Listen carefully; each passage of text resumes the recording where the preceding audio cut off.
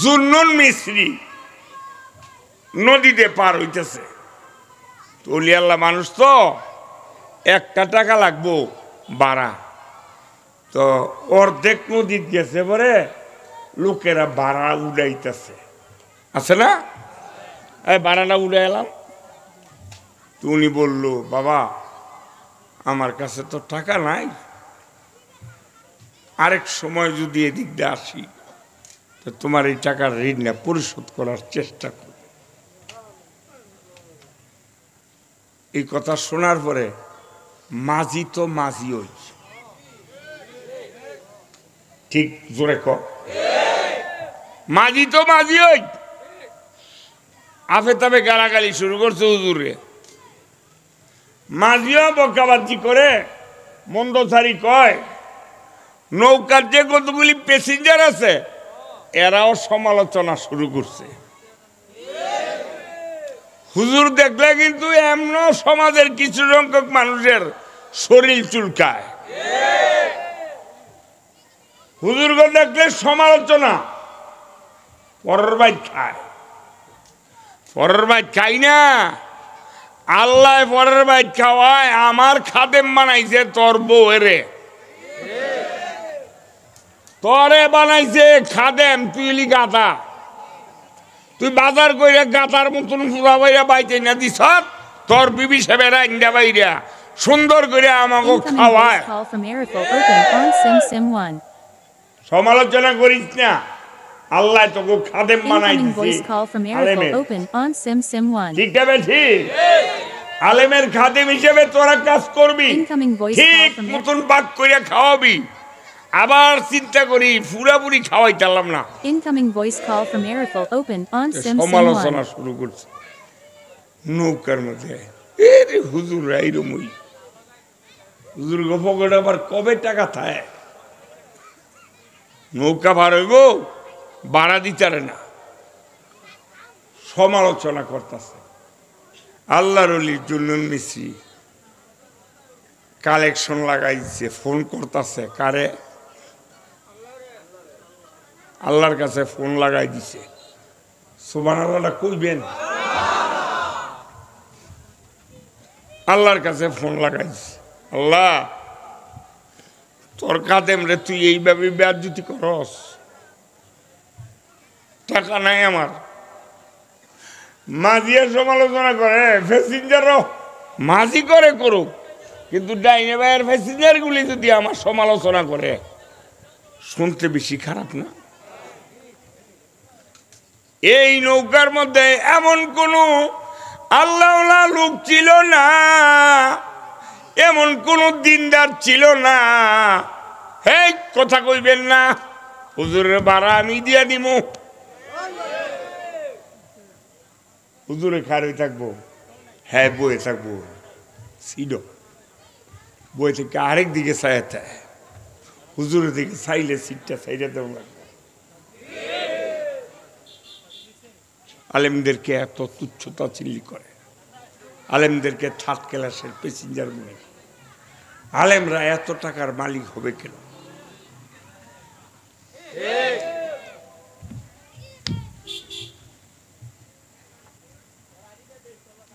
Phone করে দিছে আমার আল্লাহ রে,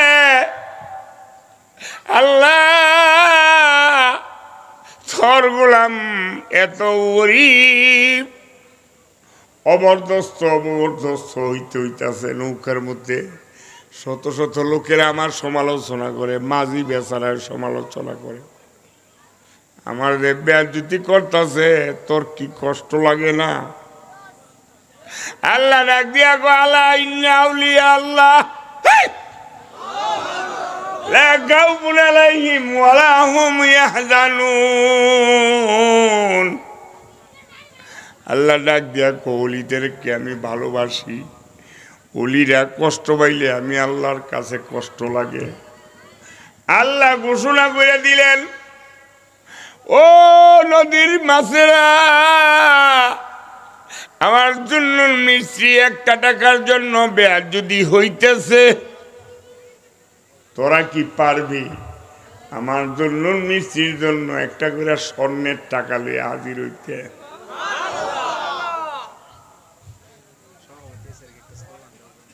আলহামদুলিল্লাহ দেন আমি ফাঁক দিয়ে চা খাইলি ইয়া চা ঠান্ডা হইয়া হইয়া রইছে। আর বর্তমান জমানার যুবকেরা বাংলাদেশের বাসা বাসা নাম্বারি নাম্বারি আলেম বক্তাকে ধুইরাই না দাওয়াত দিয়াই না এই সমস্ত বড় বড় এরেঞ্জমান করেন। আগের জুয়ান আর বর্তমান জুয়ান এক। দেশের যুবক বালা হইয়া গেল গো ওয়াজ মাহফিলে। আপনারা ওয়াজ মাহফিল শব্দটা জোরে কইবেন। দেশের যুবক বালা হইয়া গেল গো দেশের নোংরামি কমাইল গো দেশের বন্ডামি কমাইল গো দেশে মাথার ভাঙ্গা দিল গো ওয়া শুনিয়া দেশের যুবক হইয়া গেল বালা। তাফসীর শুনিয়া দেশের যুবক হইয়া গেল বালা। মুরব্বীদের চালাম করে মসজিদ পাঁচ বেলা গো ওয়াজ মাহফিলে দেশের বন্ডামি কমাইল গো। ঠিক নেই? ওয়াজ শুনিয়া দেশের যুবক হইয়া গেল বালা। তাফসীর শুনিয়া দেশের যুবক হইয়া গেল বালা। মুরব্বীদের চালাম করে মসজিদে পাঁচ বেলা গো জোরে মুরব্বীদের চালাম করে মসজিদে পাঁচ বেলা গো দেশের নোংরামি কমাইল গো। ওয়া শুনিয়া আমগো বাড়ির কোলো মদ্দির পোলা ওয়া শুনিয়া আমগো বাড়ির সাহেদ আলীর পোলা গাঠি লইয়া সাথী লইয়া তাবলিগেতে যায় একসাথে তিন চিল্লা দিয়া বালা হইয়া যায় গো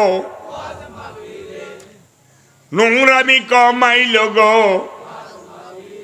আগের জমানার যুবকেরা গানের জন্য পাগল, এখনকার জমানার যুবকেরা সর্বনায়েরা তাবলিগের জন্য পাগল। একদল যুবক রেডি হইতেছে চরমনায় যাওয়ার জন্য। ঠিক নি? আল্লাহর ওলির বয়ান শুনিয়া ওলি হইয়া যায় গো ওয়াজ মাহফিলে দেশের বন্ডামি কমাইল গো। আগের জমানার যুবকেরা গান গাওয়াইতো, বর্তমান জমানার যুবকেরা ওয়াজ পড়ায়। আগের জমানার যুবকেরা এলাকার মধ্যে উশৃঙ্খল বেহায়াপনা কাজ করত। বর্তমান জমানার যুবকেরা দেশের মধ্যে কোরআন হাদিসের দাওয়াত দেয়, মসজিদ মাদ্রাসার কাজ করে।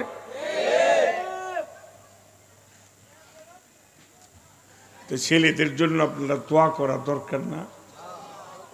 এই ছেলেগুলি কিয়ামতের মাঠে আল্লাহ যেন হযরত আলীর সঙ্গে জান্নাত দিয়া দেয়। সুবহানাল্লাহ, একটু জোরে কও। ভাইরা আমার, যে কথাটা বলতেছিলাম, আমার আল্লাহ ডাক দিয়া কয় রে দাজলা নদীর মাছেরা, আমার বন্ধুর পকেটে টাকা নাই, বেয়াজ্জতি করতেছে নৌকার প্যাসেঞ্জাররা, তোরা কি পারবি একটা করে স্বর্ণের টাকা লই আমার বন্ধুরে সাহায্য করতে? নজর করে দেখে নৌকার চতুর্দিক দিয়া হাজার হাজার লক্ষ লক্ষ মাছ একটা করে স্বর্ণের টাকা লইয়া চতুর্দিক দিয়া লাফাইতাছে। আল্লাহর ওলি আর চোখে পানি রাখতে পারে নাই। আল্লাহর ওলি কান্দে আর ডাক দিয়া কয়, নৌকার মাঝি রে, ও নৌকার মাঝি, তোর কত টাকা লাগবো নিয়ে আনি। আমার মালিককে ফোন করছিলাম, মালিকে টাকা পাঠায় দিছে। হাজার হাজার লক্ষ লক্ষ মাছগুলি পানির উপরে মাছ লইয়া পয়সা লইয়া লাফায়। এই দৃশ্য দেখা নৌকার বাজি যত প্যাসেঞ্জার ছিল দৌড়ে আল্লাহর ওলির বাবা বলছে, হুজুর আমরা তো আপনার চিনি নাই, যদি চিনতাম আপনার গুদারা ভাড়া যদি আমি দিয়া দিতাম, কিয়ামতের মাঠে আমার গুদারা ভাড়ার ব্যবস্থা আল্লাহ কইরা দিত। মাঝি চোখের বাড়ি যাইরা কান্দে, ডাক দিয়া গো আল্লাহর ওলি গো, আমি বুঝি নাই, আমি জানি না, আমি চিনি না, যেই লোকের গুদারা ভাড়া আবার আল্লাহ দিয়া দেয়, আমি কেন ওই লোকটারে ফিরি পার কইরা দিলাম না? এই জন্য বলবো ভাইরা আমার, আলেম ওলামাদেরকে দেখলে থার্ড ক্লাসের প্যাসেঞ্জার মনে করেন না। জানেন না কার ভিতরে কি ঘুমায় রয়েছে, কার ভিতরে আবার মাওলার প্রেম ভালোবাসা অন্তরে জন্মা রয়েছে। কোন লোকটায় কোন জায়গার থেকে ডাক দিলে আমার মাওলায় তার ডাকে সাড়া দিয়া লায়।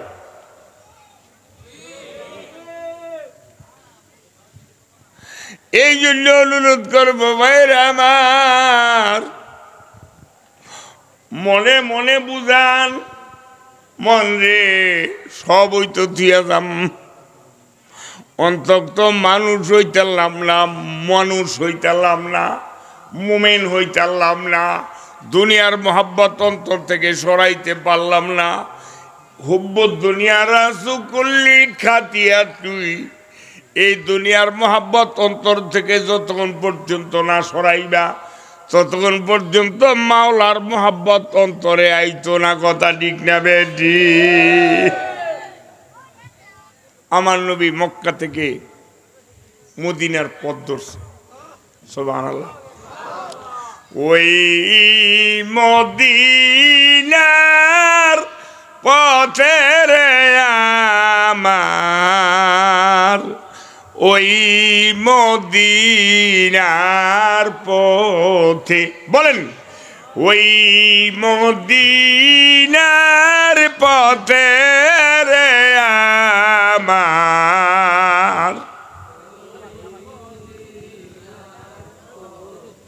হিজরত করতে চলছেন গো নবীজি, চলছে না দাঁড়াতে,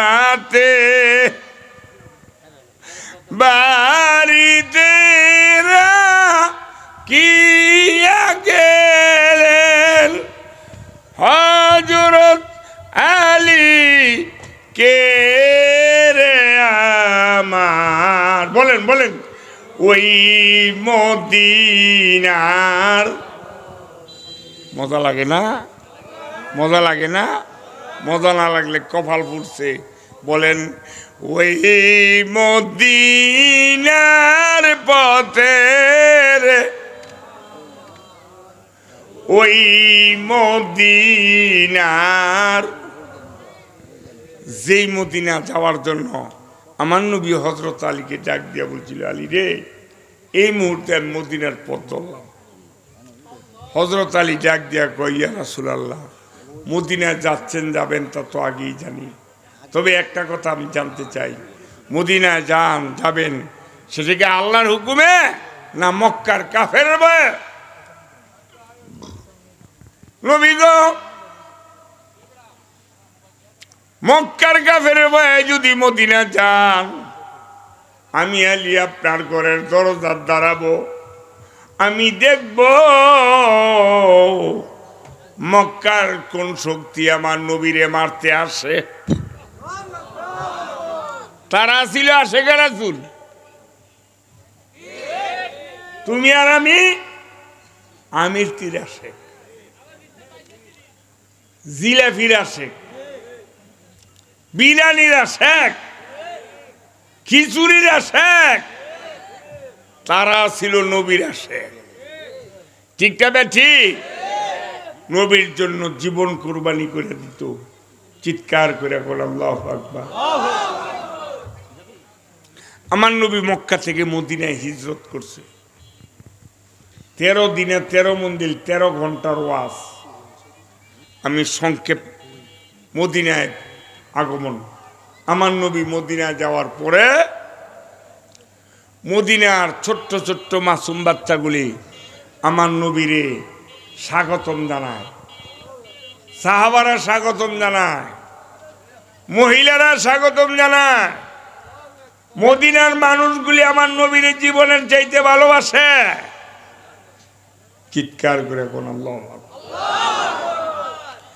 সেই নবীর রৌশানিতে দুনিয়া গেছে বলে সেই নূরের বাতি জ্বলে মদিনার ঘরে ঘরে। সেই নবীর রৌশানিতে দুনিয়া গেছে বলে সেই নূরের বাতি জ্বলে মদিনার ঘরে ঘরে। দয়াল মুর্শিদে যার সখা তার কিসের আবার ভয়, দয়াল মুর্শিদে যার সখা তার কিসের ভাবনা। হৃদয় মাঝে কাবা নয়নে মদিনা। যেই মদিনা শহরে গেলে এত শান্তি, এত ভালো লাগে। মদিনার এরিয়াটা পুরা শান্তি। মদিনা বর্তমানে যেই জায়গাটা মসজিদ, মসজিদের নববীটা, এই নববীর কাছে গিয়া হাজার হাজার হাজিরা, কোটি কোটি হাজিরা, দিন বইরা।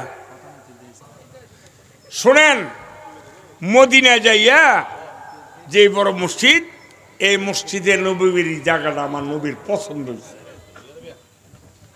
ডাক দিয়া বলল, সাহাবীরা আমি এখানে একটা মসজিদ বানাবো। জায়গাটা কার? দুটো এতিম বাচ্চার জায়গা।